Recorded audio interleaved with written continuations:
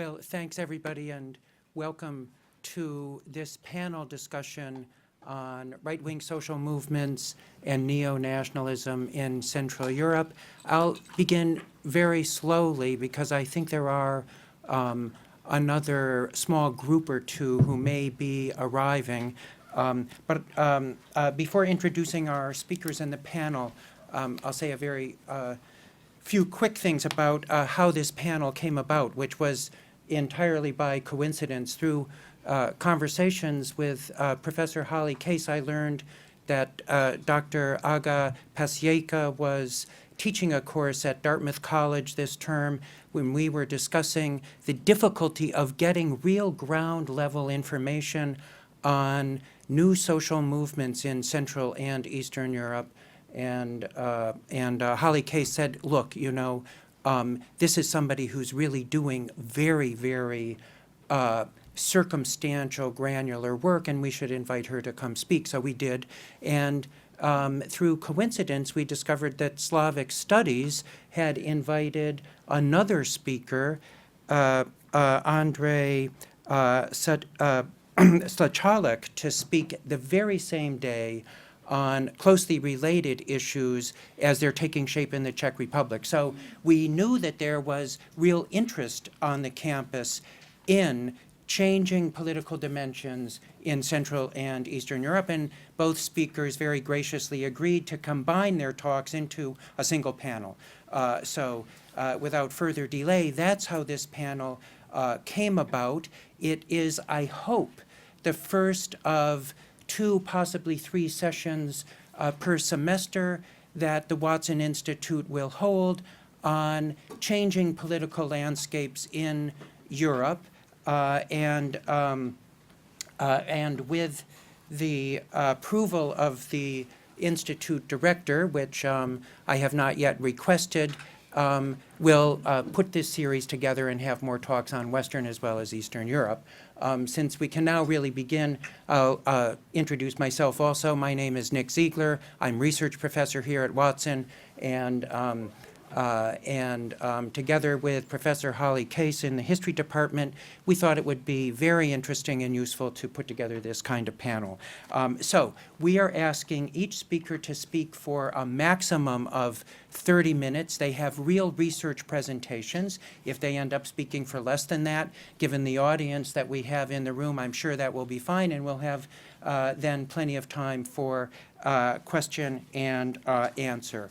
So I'll introduce our first speaker, again, Dr. Aga Pasieka. She is visiting professor at Dartmouth College for the winter semester and the Elise Richter Research Fellow at the University of Vienna, where she works on social and cultural anthropology. She's currently conducting a large-scale study of the ethnography of right-wing movements in...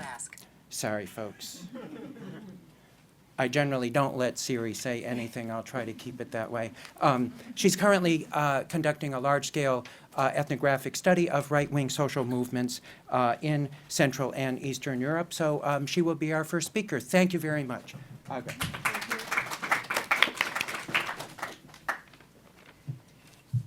Thank you very much for this kind invitation. It's my big pleasure to be here. I arrived today from New Hampshire, and it's actually so refreshing to see that there are places where people don't talk about the weather all the time, because snowstorms are the only topic of the conversation I've been listening to in last weeks. So thank you very much to Nick, to Holly, and to everyone else involved in the organization. It's my big pleasure to present some findings of my research together with Ondřej. And I really look forward to the discussion and your questions and comments. So I'm going to start by, can you hear me well? Yes.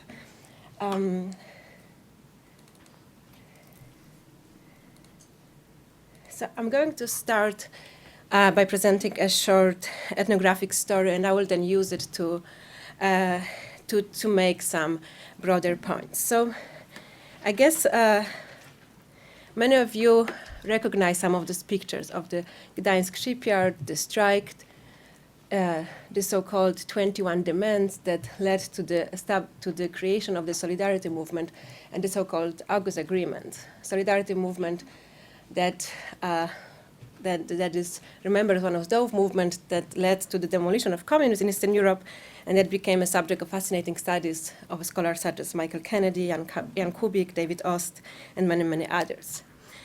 And so this, the Solidarity movement, its leaders, the key events related to it have become symbols of the Polish anti-communist opposition. But as a matter of fact, the event related to the Solidarity movement became so tightly associated with the idea of anti-communism that the simplifying narrative of the Solidarity's road to freedom, as it is often referred to, is often portrayed in a rather simplistic manner as a road to capitalism and to a liberal or even neoliberal system.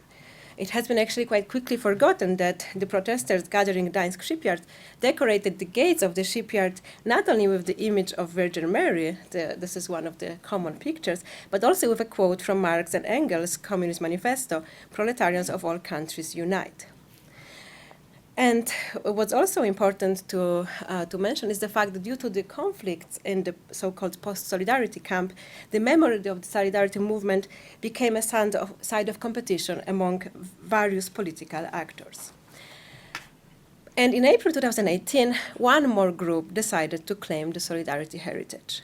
On a Saturday afternoon, the former dining hall of the Gdańsk shipyard hosted hundreds of members of the far-right movement called National Radical Camp, that I would refer to in the following as ONR. ONR rented this venue to celebrate the movement's established anniversary, since it actually dates back to 1934. And the representatives of the movement draw explicitly to the legacy of the interwar ideologues and activists. Polish mass media were quite quickly described the anniversary as an attack on the memory of the Solidarity movement, which, as they emphasized, was an antithesis of fascism and which fought for liberalism. Mass media generally saw the event as yet another provocation from this far-right group.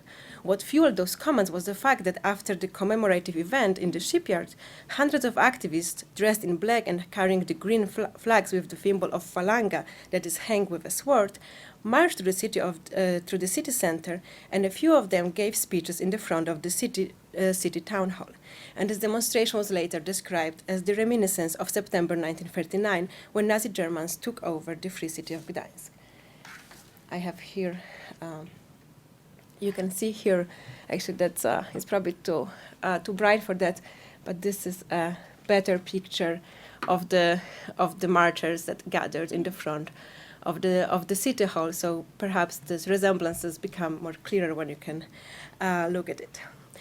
And it is indeed quite clear that the event was meant as a provocation, and the organizers certainly did not shy away from admitting it.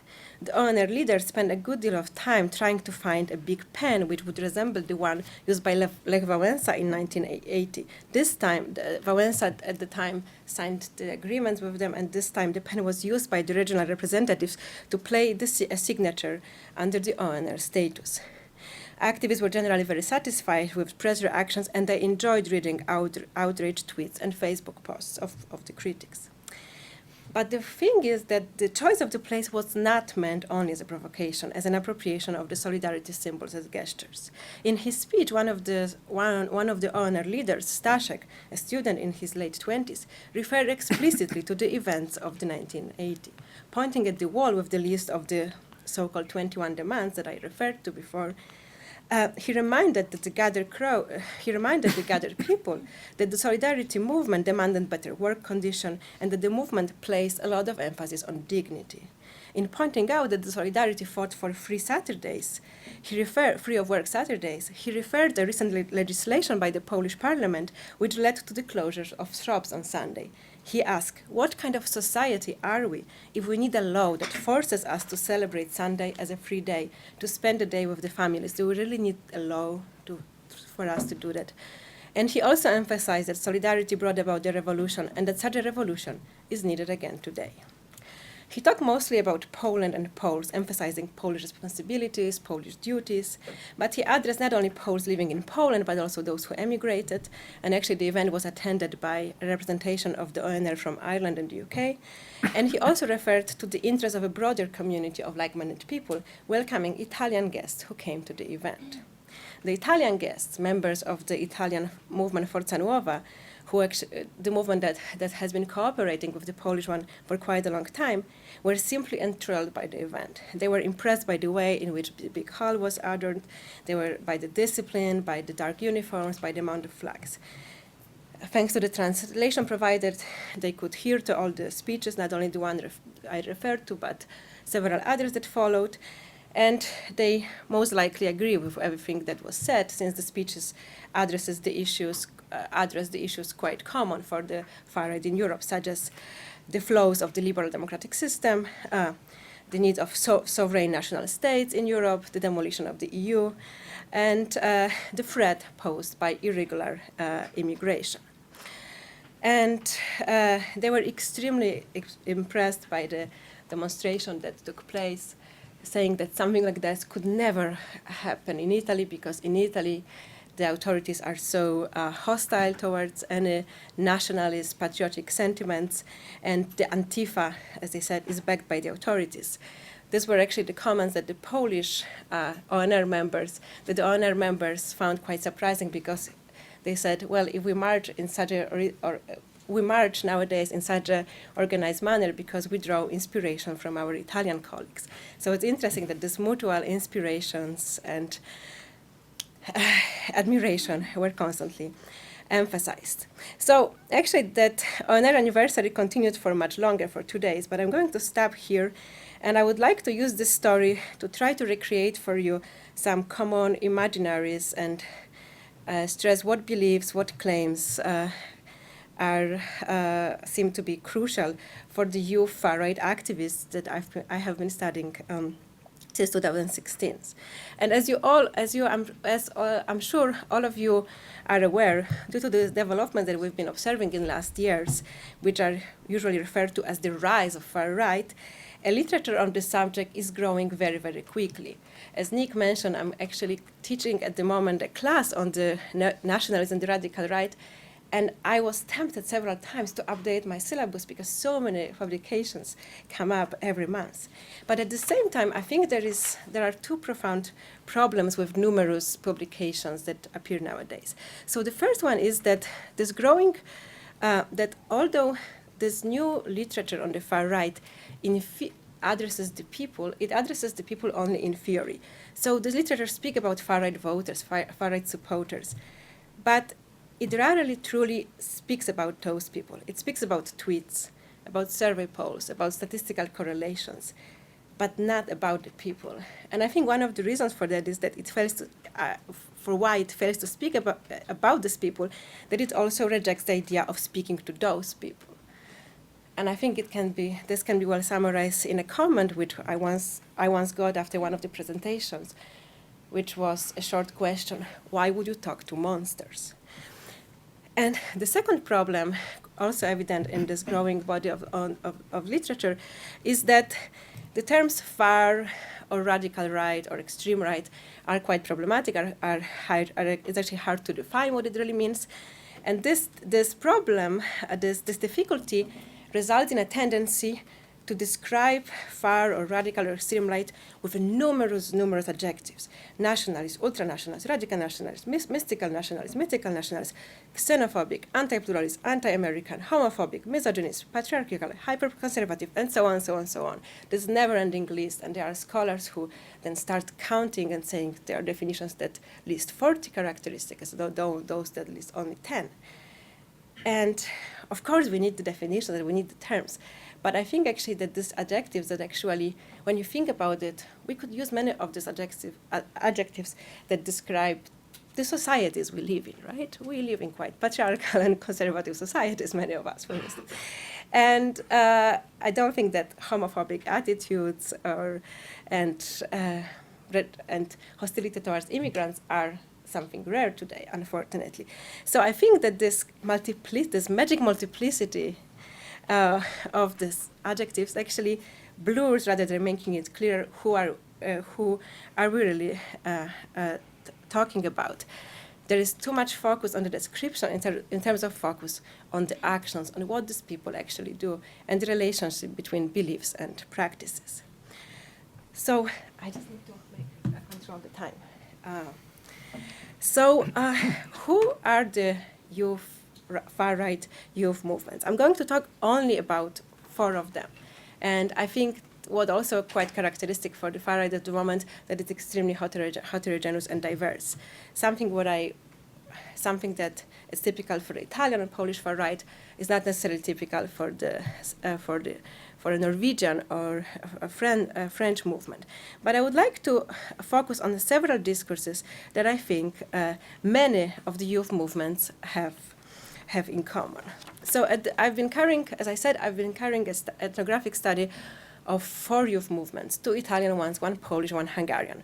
What connects them, first of all, is that they all cooperate very closely. And I've been studying these movements both as transnational actors, focusing on interactions and networks between them, attending festivals and summer camps when they all meet and interact, but also considering them as local actors, focusing on the things they do close to home.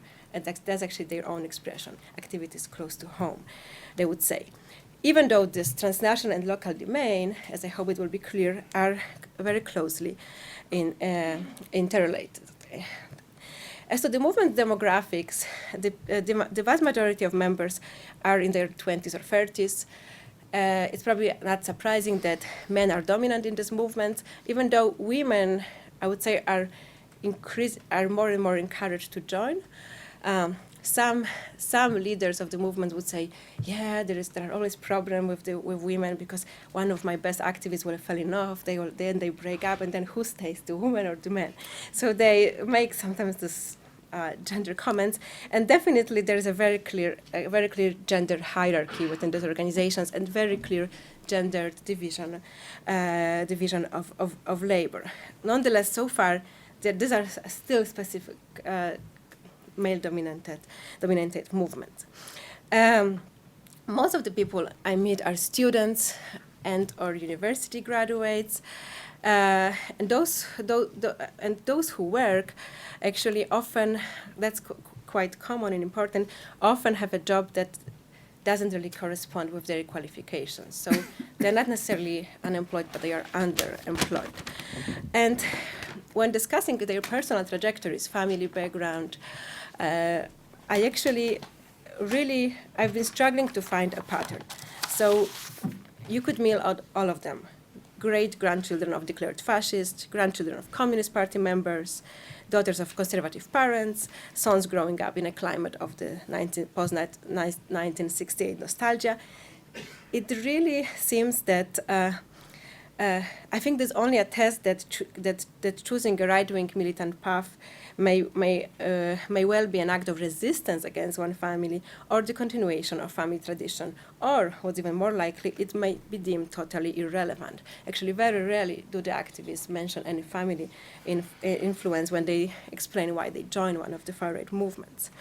Most of the activists in all these countries consider themselves Christians, but some of them rather as cultural Christians, whilst others as devoted and churchgoers.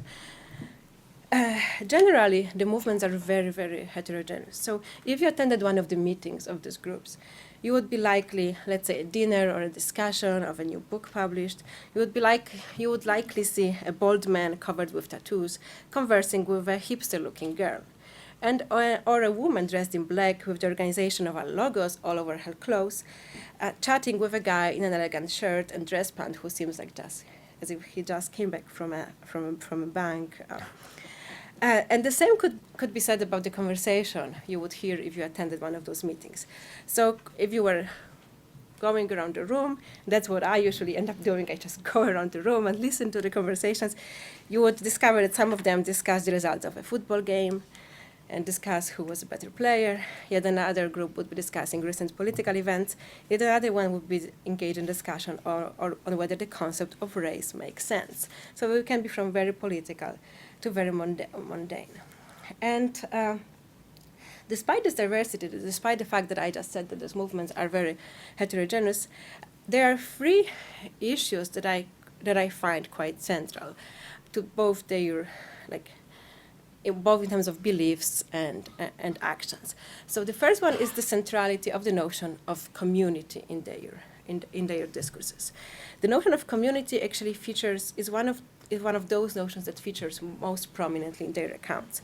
So when describing what they were looking for before joining the movements and what the membership of this movement nowadays affords them, militants often present themselves as people who used to be misunderstood or even excluded by their peers, who are searching for a space in which to be active and realize themselves. And in such narratives, the culmination moment is, of course, joining the far-right movement, which is described in terms of entering a new era of eternal friendship, unconditional support, and trust. These are some sort of, we could consider them some sort of conversion stories even. So many of them actually go as far as to admit that before joining the movements, their ideas and beliefs were not nationalistic. Some state that they were closest to the left-wing orientation, or that they didn't have any concrete political ideas. It is within the movement that their ideas crystallize. This observation actually corresponds with observations made by scholars of many other contemporary social movements who emphasize that social contacts and networks are more important than preconceived attitudes, and who stress the role of activism and community building and immobilization of people. And indeed, right-wing movements leaders of all these four movements, put a strong emphasis on regular, well-structured activities that aim at inculcating particular behaviors and ideas. So the movement members participate on a regular basis in a variety of undertakings, which go well beyond this kind of demonstrations that you see here. So this would be collection of food for the poor, and later on distribution of the food. Visits in animal shelters and orphanages, blood donation, weekly hikes to the mountains, educational cultural activities, usually in the form of lectures, book presentations, and discussions with invited speakers.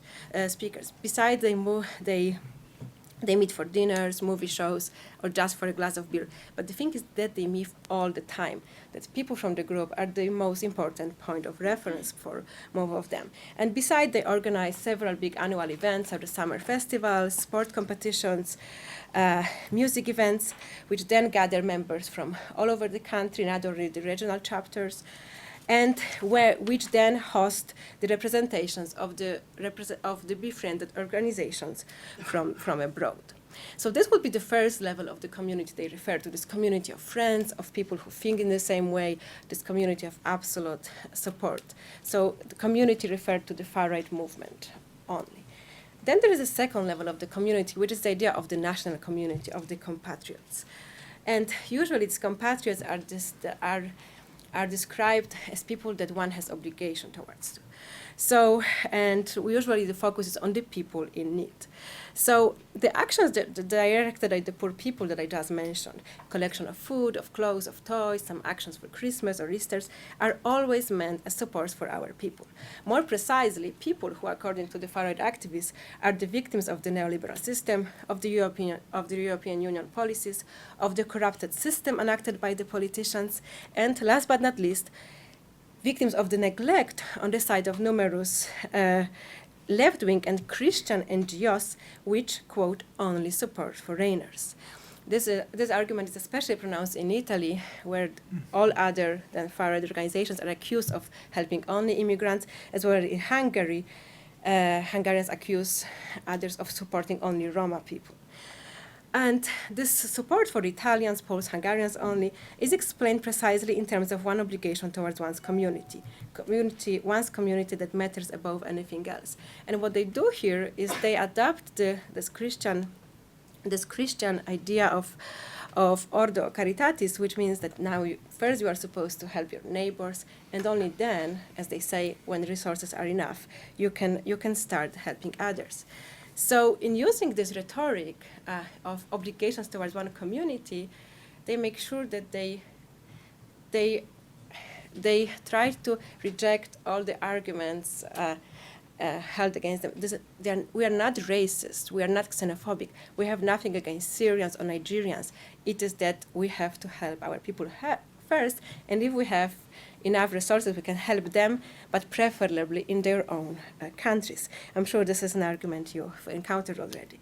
And this idea of the national community, of the community of compatriots, is understood both in this Andersonian way, like of imagined community, but it's also very closely linked with the strongly territorial localized conceptualizations. So it matters to the activists that they are present in a depressed district, that they stand outside the church giving the packages. It matters about marking your presence in a given territory. It matters that you show that you try to be, the idea of the people is also linked with the idea of the territory. Hence, they also very strongly emphasize the idea of the roots, of the fact that people are strongly, that every people, like this is like this notion of Volk, about the people being rooted in a certain territory and people who can be happy only by being rooted in this place. So against, they turn this argument, they use this argument to reject all the claims, all those critics who say this is racist, this is xenophobic. They say, no, this is not against Nigerians, but they could not be happier living in Italy, living in Poland, because they don't belong here. Their roots as elsewhere. So this idea of rooted as this ethno-national culture also that has to be defended, which is very, very strongly naturalized. And as I mentioned, this is not something that is typical only for this movement. This discourse of the defense of national cultures, defense of our own people, of the resources that are not sufficient. This is something that numerous political parties, actually not only far-right parties, because this is the discourse that has been becoming very, very mainstream in Europe. So this is not only common to them. But what I think what is special about these movements is precisely the ways in which they enact this discourse of the defense of the national cultural unity, that they try to connect these beliefs with this activism, with the social assistentialism, with what I mentioned, or for instance, with the actions they organize to help Christians abroad. So they collect money to help Christian people in Syria, on East Palestine, showing, you see, we are not egoistic, we are helping them, but we are helping them in their own countries because that's where their roots are. So this was the second level of the community, this national community, the idea of compatriots. The first level of the community is the transnational community, the community of like-minded people, built and sustained through the contacts and networking, such as the events that I mentioned in the introduction. And what's emphasized here is a necessity of cooperation and solidarity with the foreign activists forming similar ideas. But the aim here is not to construct a supranational community of like white people or like white Europeans. The idea is actually to use the transnational networks to destroy the transnational European Union. And it's actually interesting how the activists, in their criticism of the EU, in their attempts to like demolish the EU, how much they at the same time benefit from the EU, from the fact that there are no borders, how they benefit from different exchange programs. But the aim is to the final aim of this transnational actions would be to have a new Europe, a Europe of sovereign nation states with clear borders between them, and with distinctive homogeneous cultures that are clearly bounded, delineated, and which are actually perceived as unchangeable and eternally ascribed to a given society. So I have like 5 minutes more, right? About 5 minutes, exactly. Perfect. So the discourse of the community as the central at this free level, as you can see very well, even though it's about transnational community, the national one, and this closest community of activists, these are actually very strongly interrelated areas. There are two other crucial aspects that I will then brief only shortly. So the second is the discourse of societal transformation, self-improvement, moral revolution. I mentioned at the beginning that in referring to the Solidarity movement, the leader of the ONR said, we need exactly what the Solidarity was fighting for, a revolution, a change. So it's not only about the demolition of liberal democracy, which they like to emphasize their pamphlets, it's about building a new man and a national rebirth. So this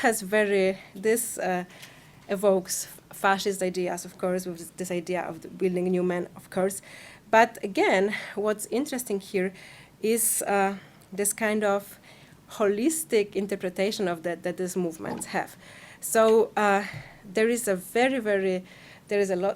strong discipline in these movements and emphasis on the regular readings on certain issues of this constant education, on the fact that people attend the discussion, that are up to date with the new literature, the idea of translating different classics to make them available in their countries, to make it possible for the activists to become familiar with the key thinkers, especially of the interwar era.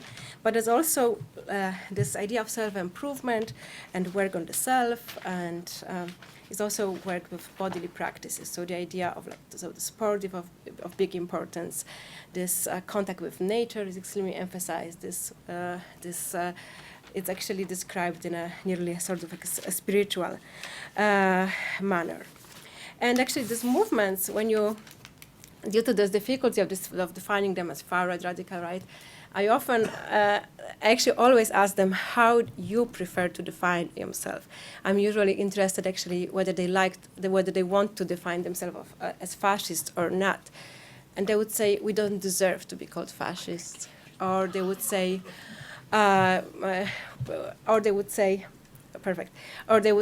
no, fascist, even a more common answer. Fascism was a response to the development in the interwar era. We need something new. We can draw inspirations, but we need different answers to current problems. And so if you ask them how they define themselves, they would say, we are an ethical community, or we are focused on ideas and education. We are building a new man. So they focus on this, very clear on this educational aspects, on their understanding of ethics and morality. So the third notion, so the community, the self-improvement, moral revolution. The third, very quickly, this idea of work and the dignity, again referred to during the event that I mentioned at the beginning. And why I'm mentioning is that what the young activists evoke in their talks and in this social assistance analysis that provides, they evoke actually a basic understanding of the social contract between the state and the citizens, the latter ones having a right to work where they live, a right safeguarded by the state, which should guarantee protection to those unable to sustain themselves.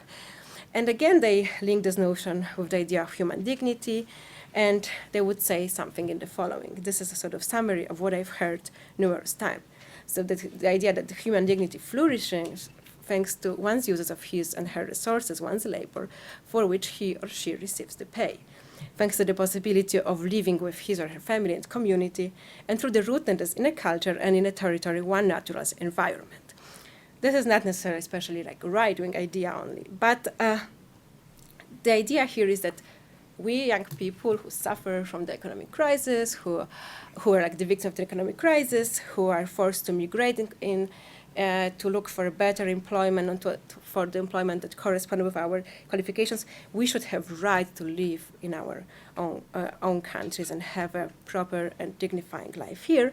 And because of that, of course, again, they can refer it with the discourse of the immigration, saying labor immigration precluded and hence needs to be controlled. And they would also again say that actually the governments of their countries should not be bringing more immigrants because they very often promise them something that they actually cannot fulfill. So this is not only a unfair towards Italians, for instance, but also to the immigrants that are coming. So again, there is this reversal, this discourse of human rights that is supposedly applicable to everyone, that is not only about the egoistic interests.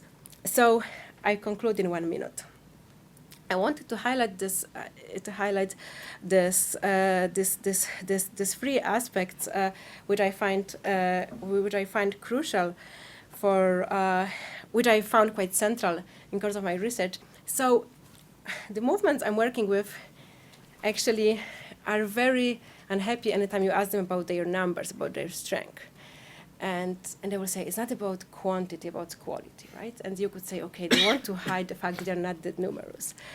But actually, this observation is quite accurate, because in all these 4 cases, I've observed that there's a strong call of the people who are always present, all these activities, and then several hundreds, I would say, that come several times a year for some of these annual events. But this is the core that matters, but this is the core also that makes these movements go forward. And although they pretend that the numbers don't matter, actually, I can just give you an example of the Italian organization. When I started working with them 2 years ago, they were present in few places in the north. At the moment, they are active in all, basically in the all over Italian territory. So my last comment would be that perhaps in order to understand the rise of far right, we need to bracket for the moment this adjective right wing social movements and think about the movement at the moment. So what is common about just youth experiences that these movements exemplify? And this is especially important if you consider that, as I said, many of them said, I did not have very clear political ideas before joining this movement, right? So the fundamental question seems to be why they joined this and not the left-wing commune, right? And the same question could be asked in relation to the social assistentialists they provide, because it is very easy to decry the fact that the far-right organization is standing in the front of the church in a depressed district of Milan, giving packages with the food and making sure that they give it only to Italians. But at the same time, you do not see there any left-wing organization who would be doing the same, right? So the question about the far right is at the same time about the question, like, where is the alternative? I think, and perhaps that's the question that sometimes would be easier to start with. I'm sure we'll continue the discussion, so I will conclude this. Thank you very much. Aga, thank you very much for this internal anatomy, really, of the main themes that you found in these 4 movements. Fascinating work. We'll turn now to our second speaker, Dr. Ondřej Slačálek. Ondřej is assistant professor in the Department of Political Science at Charles University, Prague, and currently visiting Fulbright scholar here at Brown University. He has written extensively on national identities in the Czech Republic in numerous journals, and I could spend more time introducing him, but I prefer to leave the time to him. And he will tell us how similar movements look from the perspective of a political scientist working out of the Czech Republic. Ondřej, thank you very much. Thank you very much for organizing this event, thanks to Woodstock Institute and also Civic Studies Department. And I would like to thank very much to History Department, where I could be last 6 months and discuss in this very stimulating environment. And it had also impact on my presentation, because in this environment I realized that many things which I knew that I know them, maybe I don't know them as sure. So I will not present my research of which we conducted together with Eva Svobodová on Czech Islamophobic movement. I will try to contextualize this research and to speak about Czech Islamophobia at the end of presentation, I will only underline that it was quite different movement than AGA analyzed, because it was not a movement with some strong ideological identity. It was much more temporal mobilization during refugee crisis. But I will speak much more about some context, because what brought me to the idea, and I will present it probably in form of few discussion remarks open to development or polemics, because what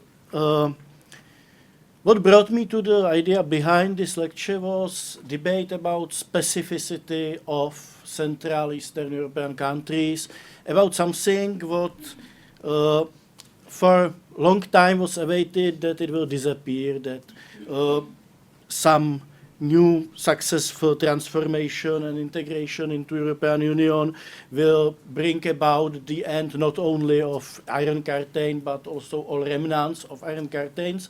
And what we have seen is now many debates where Iron Curtain is somehow back. And I would choose one of them, really interesting and strong insight, and trial to analyze European neo-nationalist and populist movement by sociologist Roger Brubaker, who in his article from 2017 differentiate Northern and Western European populists, which is more about defense of basic values of civilization, which instrumentalize even topics like secularism, LGBT rights, rights of equality between men and women, and so on, and make of them some, and use them to some tribalist interpretation,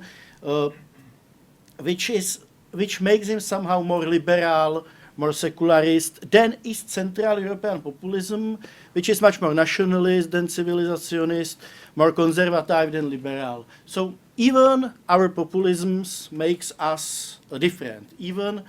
And I had to wonder, because if we look more carefully on these movements, isn't this the fact that behind Northern and Western European civilizationism is quite nationalist implication, because political implication of those movements is, okay, we have to defend European civilization, which is civilization of democratic nations against bureaucrats from Brussels and so on.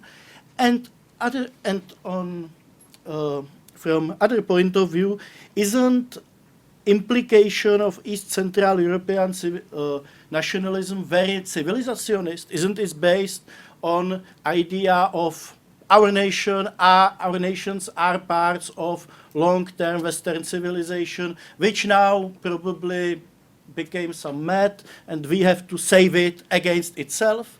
So my point of departure was, okay, maybe what we will, of course, Roger Brubaker sees some important differences, but what shall we see if we will put those parts of a puzzle together, and maybe we will think from about both Western and Central European neo-nationalist movement together, and from the perspective of what can East or Central Europe know about West. And so it brought me to questions which are a little bit megalomaniac. So what are main characteristics of neo-nationalism? What are the longue durée and contemporary specific on Central Eastern European neo-nationalism? And what can be role of social movements in this context? And I will start with,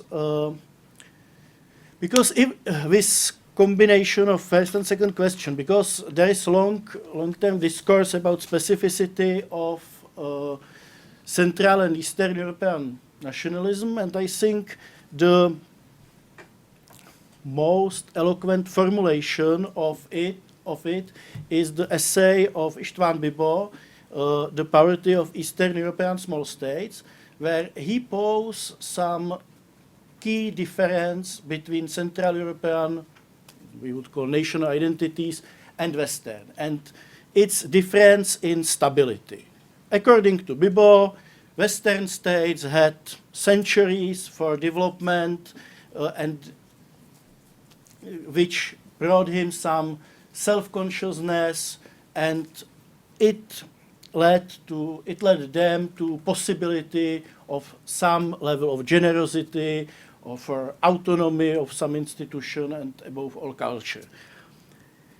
Unlike them, Eastern European small nations developed in context that they couldn't think about their existence as something secure. They had to fear each other's or empires which control them somehow. And it created, according to Bibo, somehow very defect political culture, marked by existential fear or paranoia, low political culture, absence of some virtues which are necessary for democracy, and because according to Bibo, what is, I think, very interesting and actual remark, we cannot be democrats if we are afraid. Fear is the biggest enemy of democracy. I'm sorry, I probably don't know anybody, not only in Central Eastern Europe, but also in Western Europe or in US, who is not somehow afraid, or who doesn't, today, who is not afraid of something.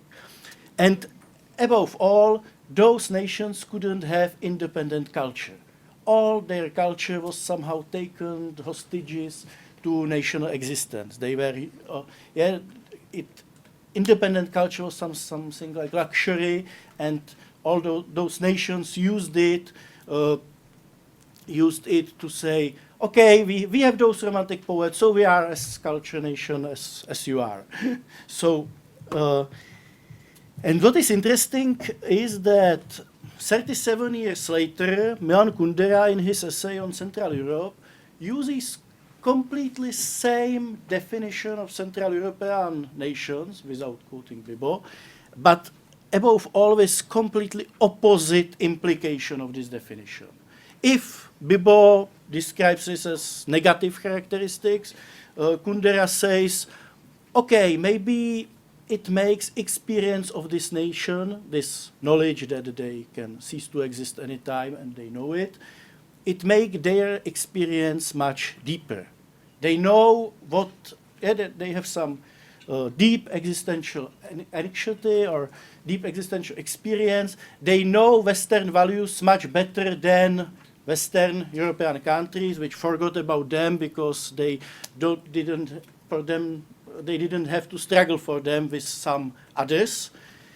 We know that echoes of this remark we can find in like numerous political speeches from post-communist politicians, from Havel to Orbán. Last time when Orbán spoke in September 2018 about European Parliament, he spoke exactly in this way. Like, we know what freedom means because we struggled for it in 1956. You know nothing about it, and so on. But yeah, so there is some idea of deepness, and there is some idea of something like importance of culture. Exactly because those nations cannot have probably great politics, but they can have great culture. Culture plays in their life strong role. They are somehow permeated by culture much, so they are exposed to it much more than Western Europe, which, according to Kundera, forgot about culture, and yeah, he came from a country where literary reviews were the most important politicum to country, where, as he told, if there would cease to exist any literary reviews, probably nobody would know it, even their editors. So, but what is maybe more interesting from Kundera's somehow horrible essay is his analysis of the West and Western Europe, and where he says, okay, but this is past. this idea that there are small nations and great nation, and the small nations can cease to exist and know it, but the big, large nation doesn't know it. It's past. Now all nations are small nations. All nations can cease to exist sometimes and know that, and it shaped their consciousness very much. And I think, unlike many other parts of Kundera's essay, this is somehow very actual, especially if we will think about implications of this claim, not in Kundera's way, but in Bibel's way. If we will think about, okay, if there is some strong anxiety, strong feeling of decline and possibility to cease to exist, it can bring about strong defects in political culture or approaches which are somehow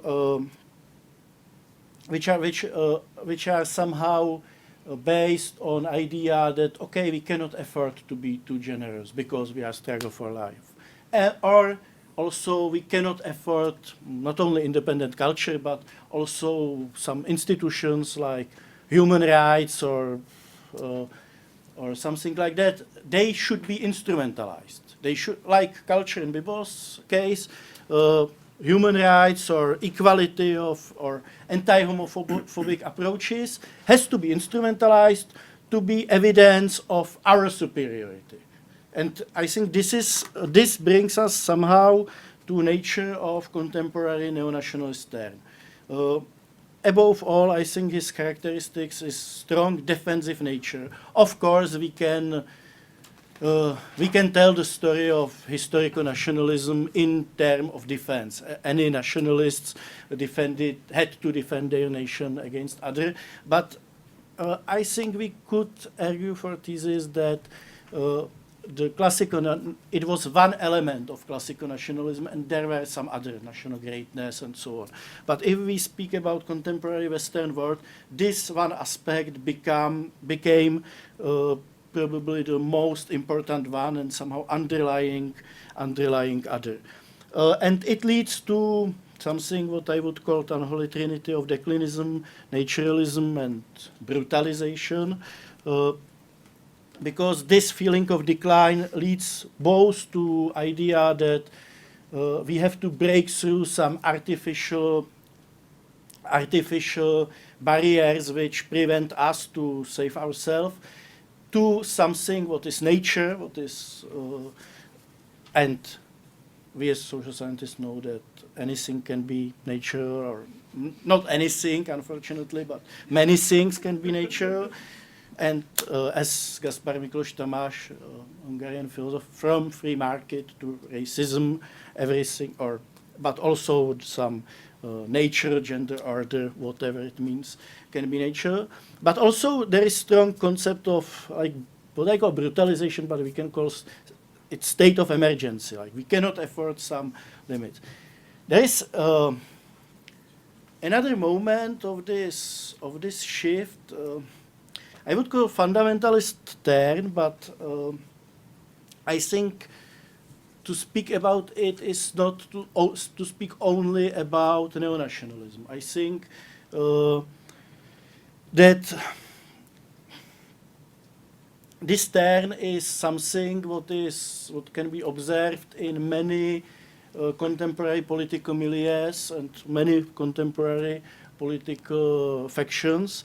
And its reaction on plenitude of information and multiple crises and alarmism. And I think in this context became for many political wings very important to find some ground which is for sure, which can be fundament in original meaning of the word, and which can be basis for our orientation in the world and for our identity. I think we can find it on, for example, on the left, where there is that big debate, politics of identity versus class analysis. And I think both sides of the debate are parts of this fundamentalist there. They are trying to come back to something what is sure, be it identity or be it class, something what we know, where we because we are undercurrent of new informations. Many of them are catastrophic or alarmist, so we need something what we know and some element of nostalgia. And it is both in some elements of identity politics and in class analysis. I think also rhetoric of post-true and post-factual time is somehow fundamentalist. It's fundamentalism of educated classes who, what is their fundament?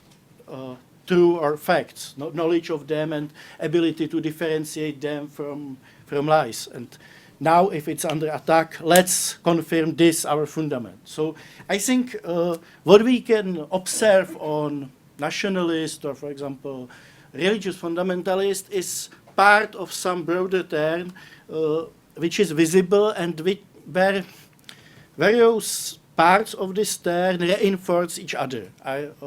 I think we probably cannot, before listening your paper, I wanted to say that we cannot, but now I wonder because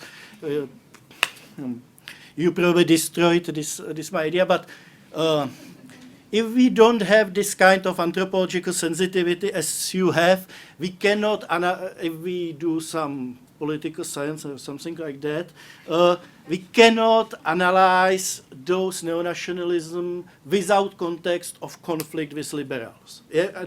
and without stakes which are in this conflict. And I think it has to be some like basic point of view. Strongman I will skip. And Jenny, there is one question around which is connected with defensive term, like because from some point of view it looks like that contents of this neo-nationalism are above all negative. Yeah, that in comparison with old forms of nationalism, there were much more positive contents. And of course, nationalism, we can understand it somehow as global form, but for localized contents. Yeah, for example, in probably majority of nationalism, there was strong importance of national history. But it was somehow important who are those middle-aged figures or who are early modern rebels who were put into that new nationalist pantheon. Now what we look is, okay, in Hungary, in US, everywhere it is Soros. What is negative image and what is not very localized image. And but so it looks like that it escaped from this obsession of history to obsession of negativity. But I have proposal of counter thesis that maybe there is some mythologized past as content of this new nationalism, but it is past of 20th century, which becomes somehow very important in many movements. There is some very often it's not very concrete. It's much more like the images of like democratic nation state and working industry and social order which was connected with working industry and so on. And it's something what is lost and what makes those neo-nationalisms somehow very similar, because 20th century was somehow very similar, but what can possibly create some lines of difference or maybe conflicts between those neo-nationalist forces. So this brought me to question of regional specifics. I told that two of them, story of hope and story of changing time, because it's a long story how like communist past mean timelessness, and then open time came and it brought about hope that everything is possible. And we know, like, some counter stories told by from the first moment by Jürgen Habermas and his thesis on catching up revolution, which didn't bring about any new idea, but we know them now in more elaborated versions, like Boris Boudin and his thesis of end of post-communism, that okay, there were some adult anti-communist revolutionaries who brought about democracy, and then they were infantilized. They were sent to the schools to learn what democracy really is and what market economy really is. And somehow it's a very strong metaphor to describe transformation discourse. Somehow it omits that they went to those schools relatively voluntarily. They had not to be infantilized. They felt like often like infantilized. But and there is story of reconstruction and fast rebuilding social inequalities, new state structure, new market economy, and so on. And I think behind, or those two stories are behind very ambivalent relationship of Central European countries to European Union, because at least at the beginning, it was this membership was considered as strong success, as confirmation of successful transformation, but also as some form of equality. Okay, maybe it will take longer time, but we will be by and large the same like them. And as many authors described it on various levels, this promise of equality is now felt like betrayed, like something, okay, as Agnieszka puts it, we will be always the semi-periphery of this. We are functionally integrated as semi-periphery, and as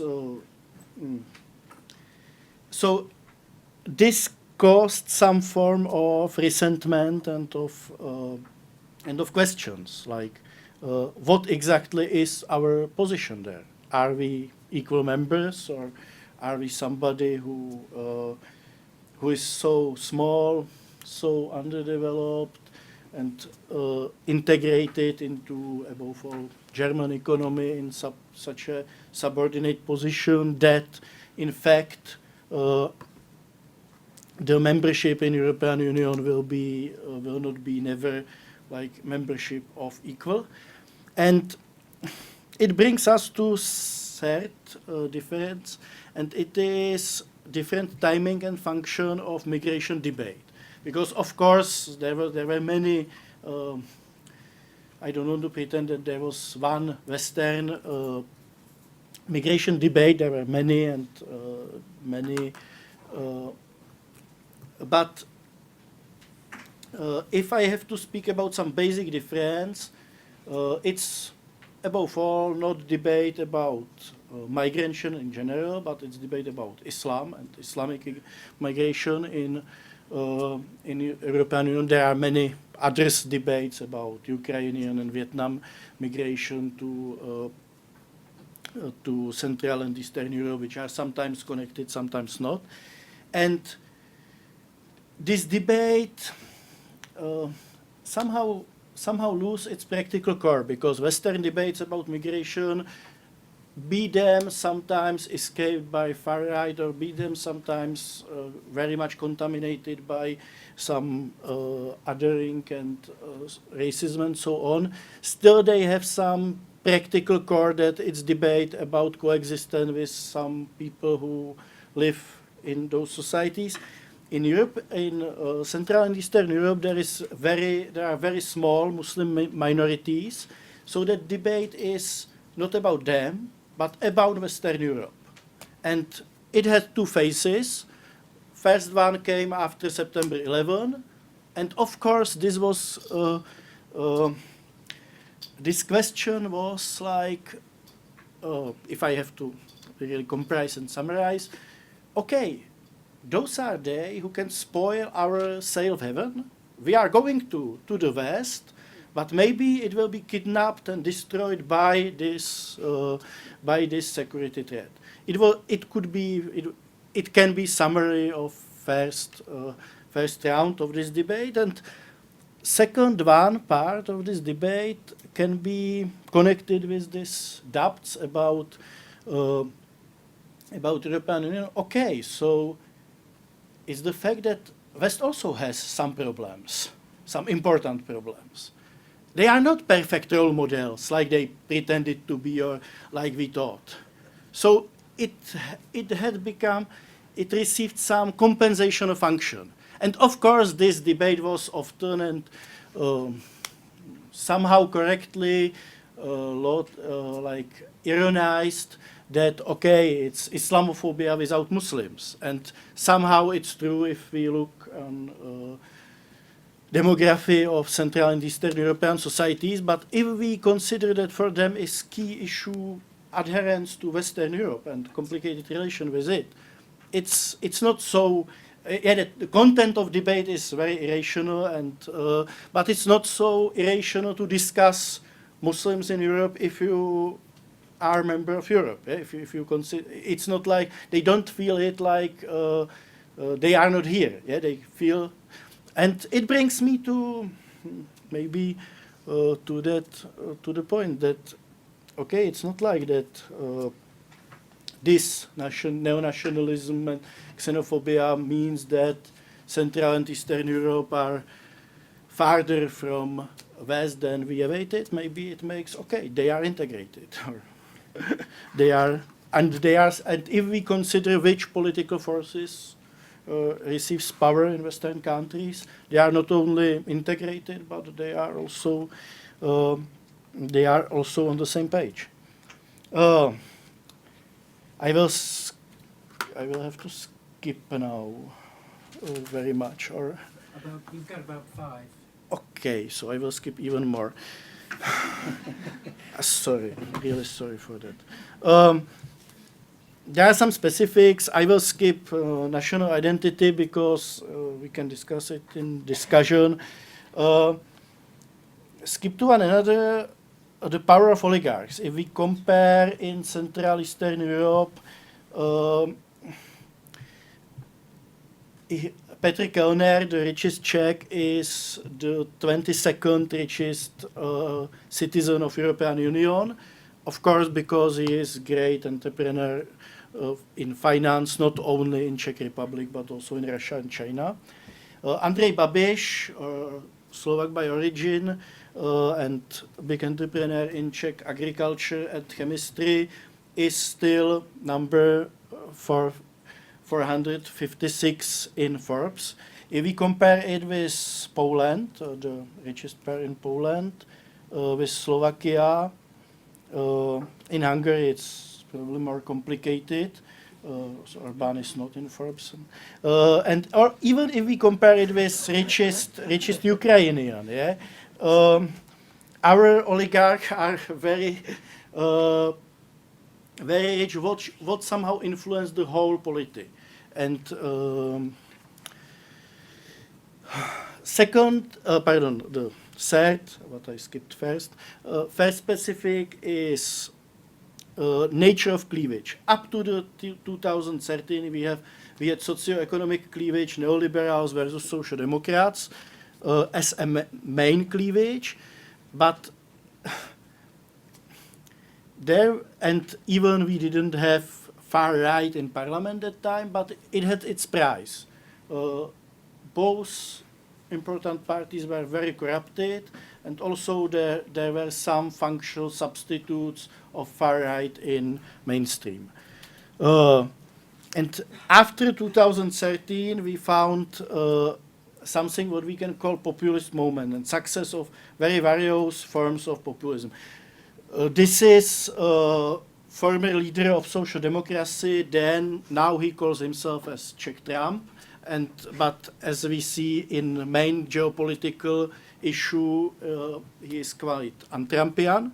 He's friend of Russia and friend of China, and he is also really hardcore Islamophobe, as quotation, far right from Le Pen in this question.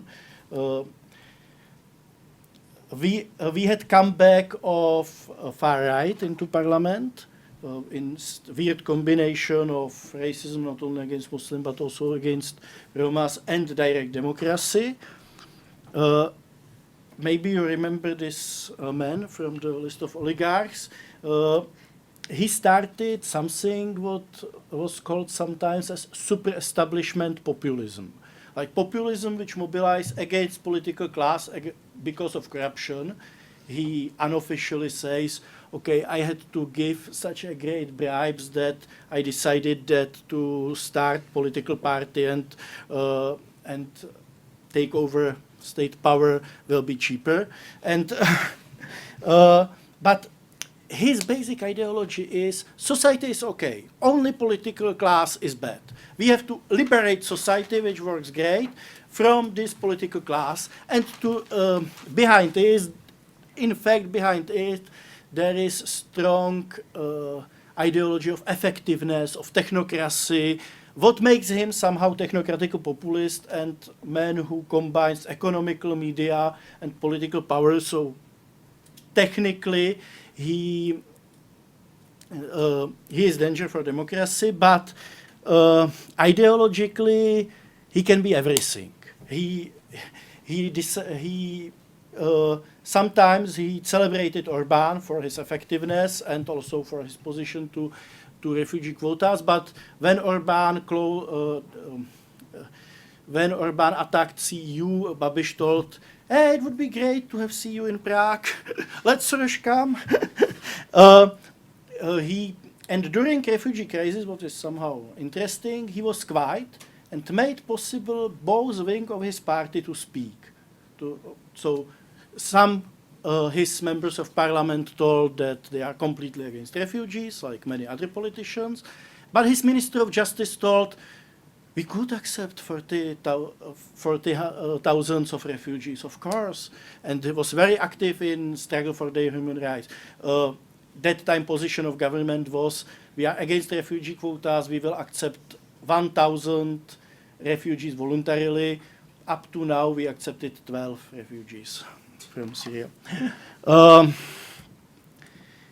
But also, we had something what we could call some anti-corruption liberal populism in anti-corruption way, but not in other ways. Like pirate parties, which are active in the whole Europe, are probably, I think, most successful in Czech Republic. After Iceland, or maybe they are now more successful than Iceland, but even they had to tell, we are not party of welcomists. In fact, we want to help them somehow, but we are not party of welcomists. What was somehow, I'm sorry, I will skip it. But the last form of Czech populism is mainstreaming, or something what I call it mainstreaming. It's transformation of those classical standard political parties which call themselves standard political parties. The first guy whom you see is Social Democrat Minister of Interior, who, for example, wanted, when there was demand to accept 1,200 refugees, he thought, okay, we should organize a referendum about it. And here he struggles for right to own guns against European Union. The second man is chairman of Czech Liberal Conservative Party in Hungary to support Orbán's fence. And I'm sorry, I probably don't have time to speak about movement. 2 minutes or I think we should try to wrap up. Okay, so I will skip it now and we will discuss, or? Yeah. Oh. Okay, sorry for this undisciplinous. Or I will tell 2 sentences, if Yes, I may. 2 sentences.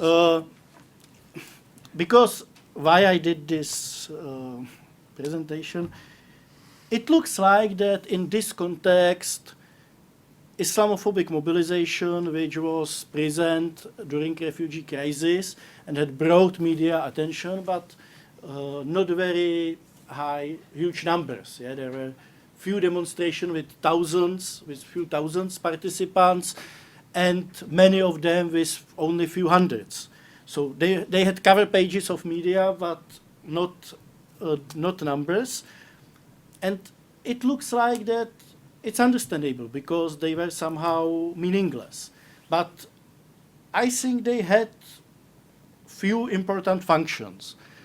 One of them is that they can be misused by me as evidence against Brubaker, because main part of this movement was exactly according his definition. It was civilizationist, non-far right, they used liberal values and equality of women and men, and only minority of this movement was something like far right, anti-Semite.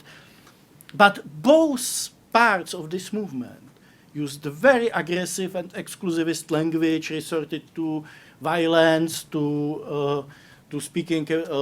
We see here leader of far right part of this movement with nooses for betrayers of patria. But together with him, it's leader of that liberal wing of the movement who spoke about concentration camps for Muslims. So they cannot envy to one each other.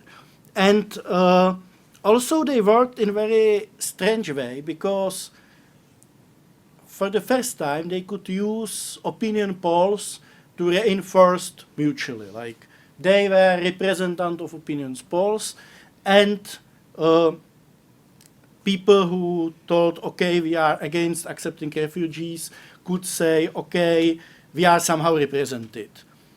And the second time, when they became something like folk devils in concept of moral panic, even then they somehow delegitimized agenda which was against them, because they worked in as part of image of two extremes. Like there is one extreme, and those are those Islamophobes who imagine concentration camps or something like that. And there is another extreme, like welcomists or do-gooders, or Islamists, but used in a way that any Muslim can become Islamist. I'm really sorry for this time undisciplined. Thank you very much. Thank you very much, Ondřej. Thanks very much to both speakers for these really very rich presentations. Luckily, we have the ideal moderator for question and answer, Professor Holly Case, who, without a formal introduction, we are very lucky to have here at Brown, and I'd like to welcome Holly to the Watson Institute. The history department here very wisely snagged her a year or so ago from Cornell University, and she has written extensively on Central Eastern Europe, and most recently a fascinating recent book by Princeton University Press about how people started to ask questions and understand history by asking questions. Without further ado, Holly, I'll let you handle the many questions that are now on the floor. Thank you very much for joining us, and thanks again to our speakers. Thanks so much to the panelists. I don't want to ask any of my own questions because I want to hear yours, and so I'm just a moderator in the sense that I'll keep a track of hands. So if anyone has questions for the panelists, now's a chance. Yes. Let me bring a mic so you are being recorded.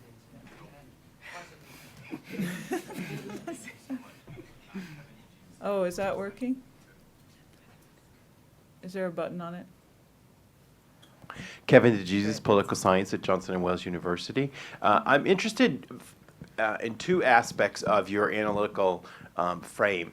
One is where do you situate the relationality of nationalism and neo-nationalism and insurgent, resurgent nationalisms, but also in terms of this question, the question of relationality is very important, particularly to trying to bring to the surface more understanding of the role of affect in your analysis, which I think in both your cases is really critical in an area that has gotten more attention in academic treatment of this phenomenon.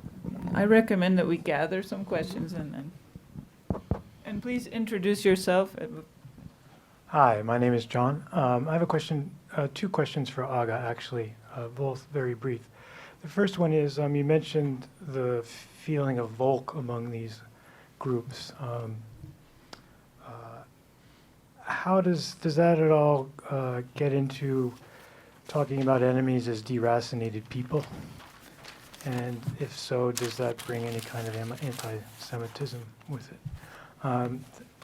The second question is very simple. How are these groups organized? Are they very strict hierarchies? Is there a lot of play between the top and the bottom? How do they function as organizations? Okay, and then, do you want to hand that? Okay, Michael Kennedy, Agnieszka, Ondřej, both fascinating discussions, but let me raise what seems to me to be an elephant in the room in terms of the Czech-Polish comparison, implicit in your presentations, and that is this, Jan Kubik and Marta Kotvaš, have this piece coming out in EAPS about the intensification of and symbolic thinking of religious culture in Poland. And it's hard to say the same in the Czech Republic. And if these are in some ways resembling each other, either Kubik and Kotvaš, are not recognizing the key factor shaping this intensification of neo-nationalism, or that there's an important difference between what's happening in Poland and the Czech Republic. And I would love to hear what I think that important difference would be. Can we give that one to James? Okay, yeah, can you hand it to James there? That's great. Again, turn it on maybe. Is it there? Try this one. Is it working now? Yes, Okay. yes, got it. So I guess my question is to both Aga and Ondřej, and it's about this interesting tension between universal and particular, especially in Aga's presentation. So it seems that you suggest, Aga, that there is this legacy of solidarity in Poland that you can see in the far right-wing movements across East Central Europe, right? So that they're effectively appropriating, at the same time, the rhetoric of individual rights, but as ultimately a critique against individualism, and then that ties into this nostalgia or yearning for social welfare, right? Effectively something from the socialist period, and that's all then bracketed under this bigger framework that everyone wants, which is, blood and soil, what the right always wants. But that's a very kind of particular European or kind of post-socialist phenomenon, is it not? But then a lot of your research seems to also be on Italy, which didn't really experience, it was not behind the Iron Curtain. And then more generally, going to what Ondřej presented on, in terms of this almost global moment of neo-nationalism. I mean, so much of what you described in terms of how these organizations actually work, their rhetoric, how they appeal to people. I mean, even down to kind of this deployment of the rhetoric, language of individual rights, then used to kind of subvert individualism. I mean, that's also kind of part and parcel of what a lot of alt-right, one can argue, is doing in the United States. So I'm just wondering, how do you reconcile that tension? Thank you. Okay. The others, maybe pass, and then this will be the last one for this round, and then we'll let the. Let me see if I can manage to make it work. Hello? No. Hear it? Yes. Okay. So I'm Fabrizio Fenghi from Slavic Studies here at Brown. And I have a couple, first I want to thank both of you. It was both were very fascinating, rich, interesting talks. I have one question for each of you. So one is concerning Aga's talk. I noticed certain analogies with, first I'm very sympathetic with the sort of grounded, close-up approach to these movements, and because I have a similar approach to nationalist movements in Russia, and I received similar questions. I felt very sympathetic in terms of talking to the monsters, or various questions in terms of classifying and defining. And so one question that I had in terms of both Italy and Poland is I noticed certain characteristics in terms of styles, diversity of style that you mentioned really in terms of youth culture, but also certain characteristics in terms of highlighting welfare issues or issues that are sort of traditionally more belonging to the left, which is something that I thought was a little bit of not a monopoly of Russian or post-socialist nationalist movements, but it was more characteristics of them. And so what I was going to ask is whether you think that this is something new, especially for Italy. In terms of anecdotal experience, my idea is that, 10 years ago, or even more so 20, 30, or 40 years ago, nationalist movements in Italy would not, they would have a sort of welfare side to them, but they would highlight much more the identitarian, anti-communist, anti-egalitarian side of their identity or beliefs. And in relation to that, do these movements, Italian or Polish, have a claim or reclaim the idea of a sort of red-brown ideology or sort of having a mixing of left and right? So that's the main one. And in terms of Ondřej, my question concerns this idea that I found fascinating that you mentioned of a less local mythology for some of these movements and a mythology based on the 20th century. You mentioned this idea of a universalist mythology, sort of based on democracy, ideas of nation states, which I guess I would imagine would not necessarily belong particularly to the Czech Republic. And so I was wondering in terms of the legacy of the 20th century, whether some of these movements, in addition to democracy, would refer to mythologies concerning totalitarianism, avant-garde movements of the early 20th century, and modernism, and so on and so forth. That's it. Okay. I'd just like to take the moderator's prerogative and ask also of both of the panelists whether you have any reflections on each other's presentations. So that would be my question. Would you like to start? No? Okay. So, yes, thank you. Wonderful questions. So I actually, I will start with Holly's question. When I saw your slide when you wrote Brubaker's Iron Culture question mark, I was like, yes, finally someone is attacking this publication, because this Brubaker presentation is only like 2 years old, but it has already become a classic. Like everyone quotes it now because this is like, oh, and Brubaker said that like in Western Europe populism is different. So, and I read it, I thought, okay, so Eastern Europe is always war, even our populists are worse.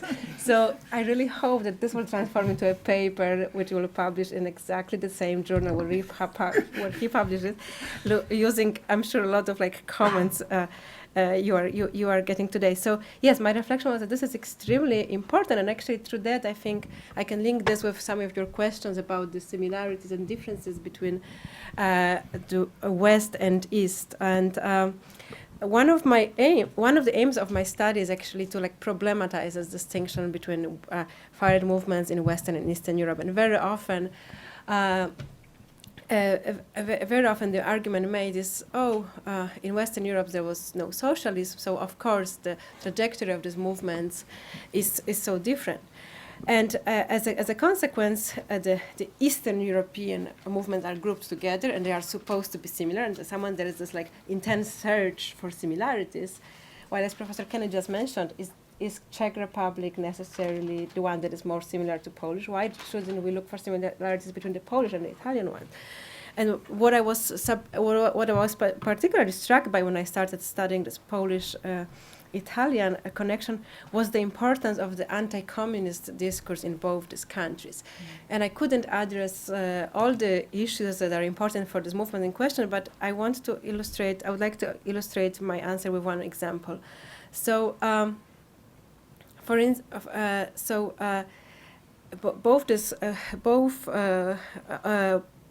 all these youth movements pay a lot of attention to the discourse on history, on the historical politics. A lot of their publications, discussions, conferences refer to the history, and especially national sufferings and historical injustices. And in Poland, one of the key narratives is that of the of the Polish partisans who continued to fight after the World War II against the Polish communist authorities and the persecution of those soldiers by the communists.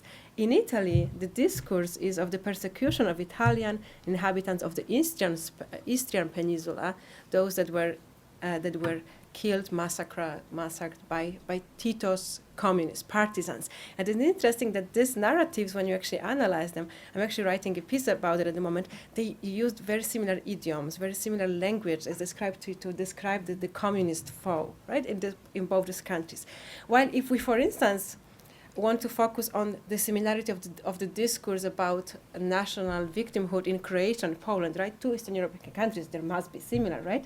You realize that in Croatia, the memories of the World War II era are not important at all, because what matters is the recent conflicts in the Balkans. This is the conflict that matters so much, right? This is just one of example of how we actually continue to think along this iron curtain without recognizing that there might be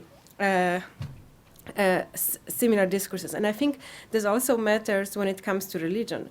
Both Poland and Italy are extremely Catholic countries, and that's why they also use similar idiom, similar languages. When it comes to your question about this religious revival in Poland, then that Jan Kubik and Marta Kotwas observed, I will again answer with an example, because I actually once asked one of the activists in Poland, but what do you mean by the fact that you guys are a religion? And he said, we are Catholics, but we are Catholics without all that Christian content. That was the answer he gave, which I think so wonderfully encapsulates what I mean. So Catholicism means so much as a language that they have. So political culture is Polish public sphere. Polish culture is really rich in this. Appropriated a lot of the religious vocabulary, of course, during the communists because of the church alliance with the anti-communist opposition, and I think it persisted since then. But this doesn't mean that these symbols, these ideas are necessarily religious, right? So the question is also, what do we understand as religious? Is this religion as culture? Is this religion as heritage? So it's interesting that Jan Kubik and Marta Kotwas speak about this religious revival and the usage of the religious language in the context of the so-called March of Independence in Poland, while at the same time, every year, the Catholic Church authorities in Poland admit that, yes, we have less and less people who attend the church. There is secularization in Poland is finally happening, as some people say. So the question is, what counts as religion, right? So is this religion just the provider of language, of symbols? Because other kind of idioms are lacking. So that would be one of the hypotheses.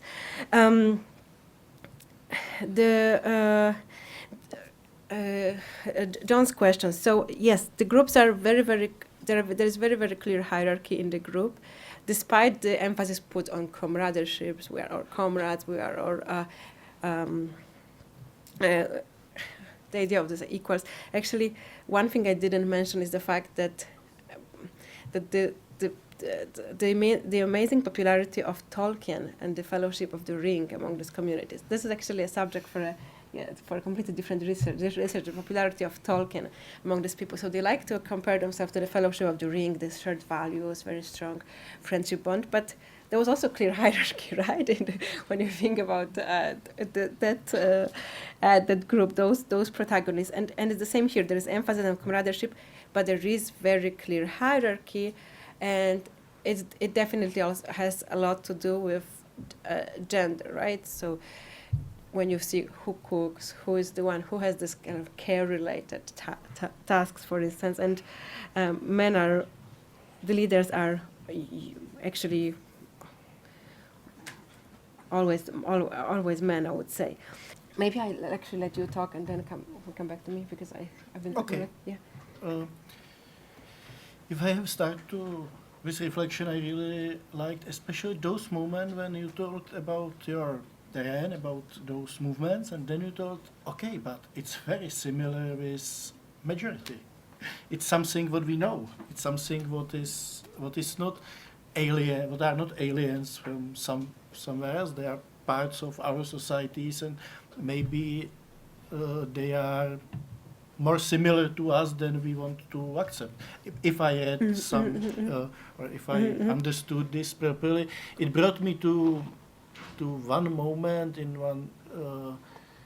in Czech Republic in 2012 when we had this conference a small conference about far right in Czech Republic, and all we said there were both researchers and activists, and we sat there, and there was some moment of revelation for all of us when we told ourselves, okay, we spent too many times by analyzing or struggle against neo-Nazis, against relatively small, sometimes obscure sects, and we forgot about mainstream. And mainstream became very openly racist against Czech Romanies and against Muslims. At that time, it was not as important topic, but it was very clear that position is in fact racist.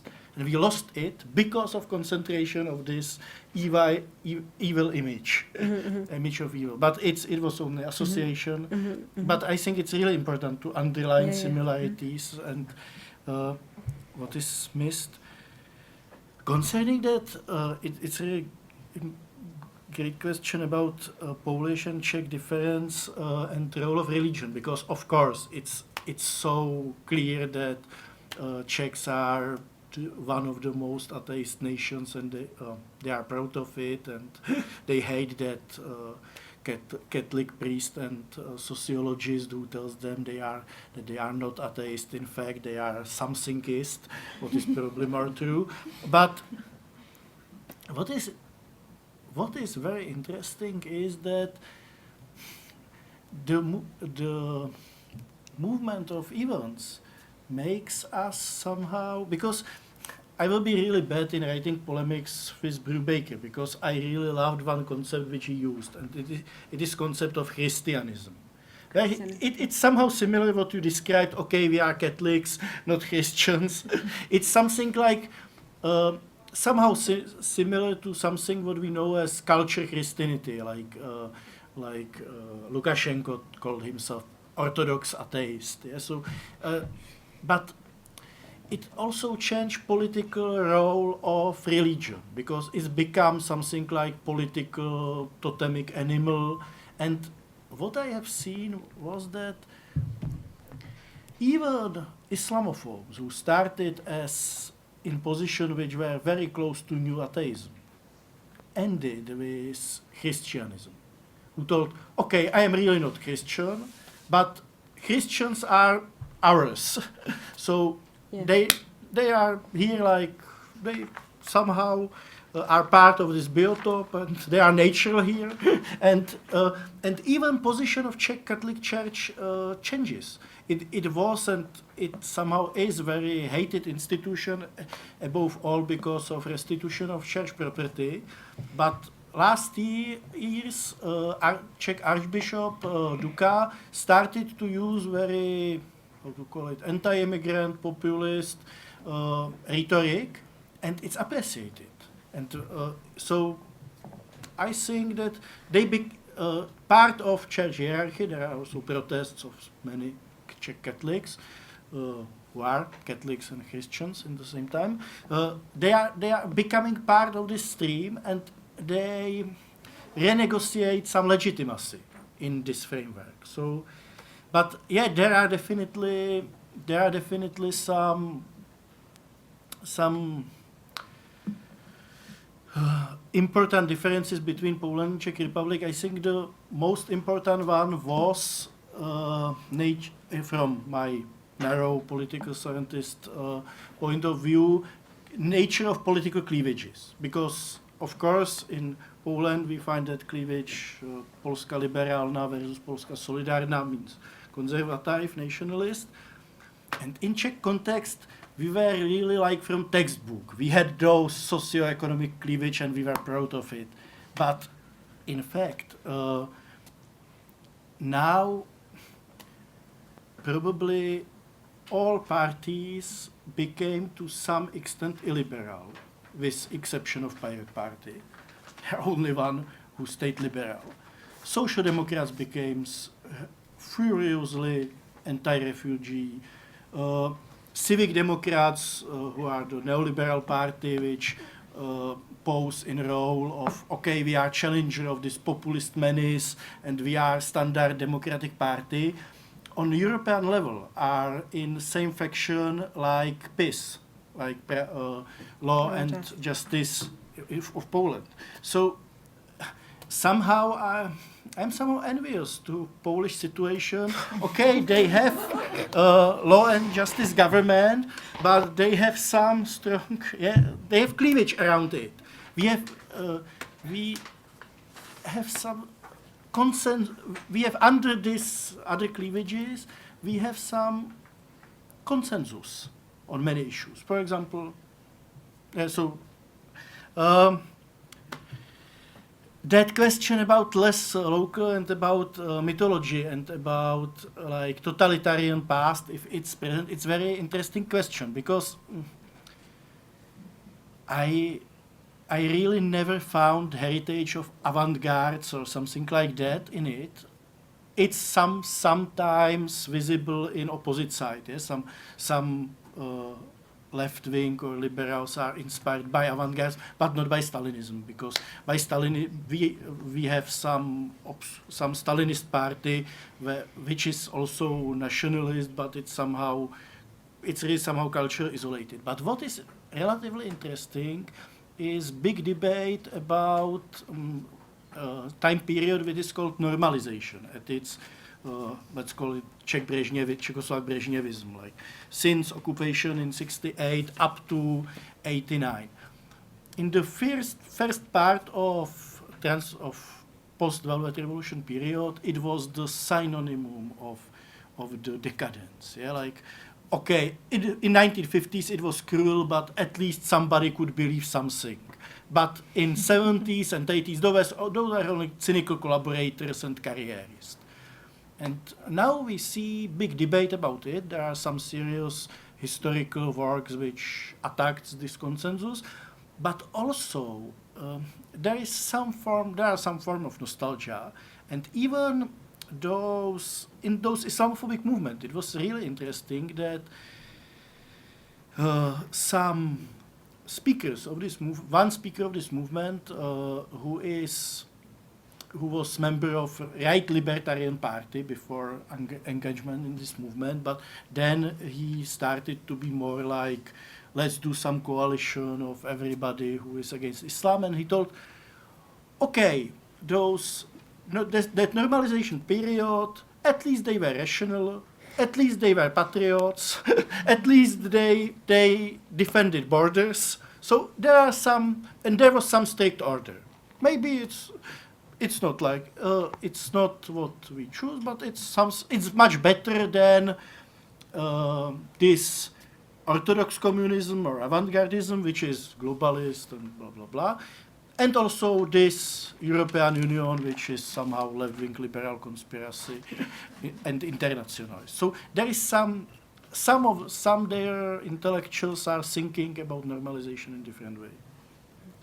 Maybe we can link this problem of rational with the question about affect that was mentioned. I actually personally, I know also that there have been like many panel discussions about like this like rise of populism or rise of items of like politics of affect, and I think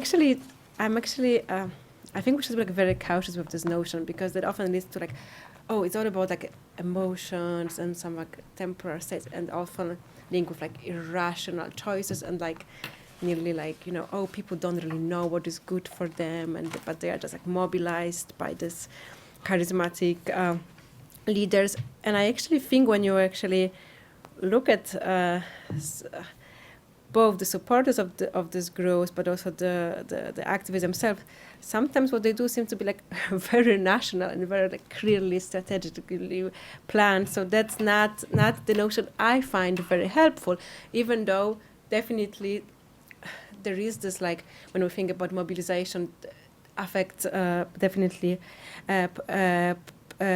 plays some role. But I think also that the question of affect is that's yet another notion that is used in this debate on like the rational West and this like white Eastern people driven by affect and emotions and in choosing certain parties, certain options. Just shortly to other questions about like how popular certain things were 10 to 20 years ago, to what extent. I think definitely, as we said, like this movement, these politicians, they do recognize, right, like what are the problems, what are the grievances, right? So they address them, they kind of like respond to what's going on. And actually, since you asked about Italy, I will answer talking about Italy specifically. When you look like at the map of the votes, like 40 years ago, you would have like this like peripheries inhabited by working class voting like left-wing parties, and the centers voting the right. Nowadays, the middle class is voting the left, the progressive, and so while the periphery is voting the right. So there is this is what I'm saying is far from surprising, but it's not only about the change. It's also that what you said about this connection between red and brown, and yes, these movements are perfectly aware of them. And actually, when you ask them, does the term far right apply to you? They will say, I like far because it sounds like radical, and we like to think about it as radical. But I don't really like right because we draw so much on like the left-wing agenda, right? And I think it's also that's also like related to your question. This interest in welfare, right? So they are linking very. That's I think why their rhetoric speaks to many people, that they link the individual right, saying we play emphasis on individual right because other groups, such as left-wing groups, pay too much attention to social rights. So their focus on individual rights is the rejection of identity politics. But at the same time, the individual is supposed to be taken care of by the state. So then that's how they link it with the idea of the welfare, of the state responsibility towards the people. By saying this, I don't want to say that that's necessarily coherent. I don't think that's, again, a mistake we often do, that we like, most of the things we do are not very coherent, but we always expect coherence from our research participants and the people we study. But I think that's the move they do, that there is the critique of the social rights, of the identity politics, hence the focus on the individual rights, but at the same time linked with these communitarian ideas, the responsibility of the states, the idea of the community that I mentioned. And is also another coincidence that the term that has been becoming very popular is that of welfare chauvinism, right? So welfare, but yes, for a very particular, clearly defined group of people understood as ethno-cultural terms. I think that were, yeah. Thank you very much for great questions. I think, are there any questions still? I think also if you have questions, maybe we can wrap up and you can talk to the panelists. And so I'd like to thank both of the panelists and Watson and Slavic for hosting this and for a really great event. So thank you so much. Thank you very much.